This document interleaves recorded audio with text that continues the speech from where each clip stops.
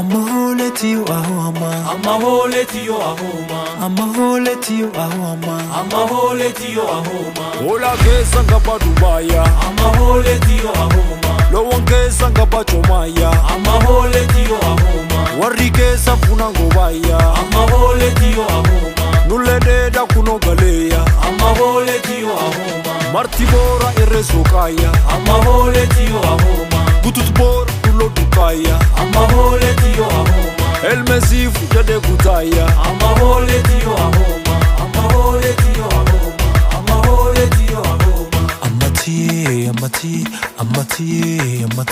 Wagiro be bishan kalakise, bishan china madasi lakise. Hakakaron ilkana desite, ilkan borata bomba lesite. Aburani diyazi fudani, buya fudada dazi mudani.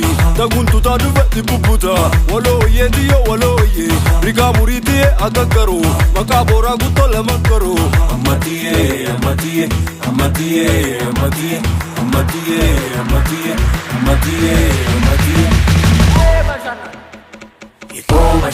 Boram bashanana, Dikam bashanana, gudam bashanana, Olam bashanana, kurman bashanana, Dalam bashanana, Tabata chafara, Jilti dan dambala, Solfana nakana, Yonam ni abashi, Milisha dawala, bashanana, bashanana.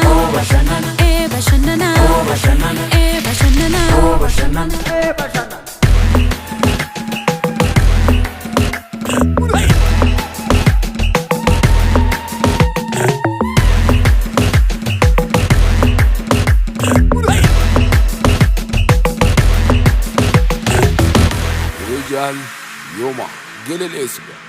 Gelele fudi godola, Gelele fudi godola, Kurupe ngarifate, Badala nyana shawe, Yobuza konna tolte, Gajadi folki gurba, Nukero gurabane, Ediro diragala, Dadabi farsi farra, Gelele fudi godola,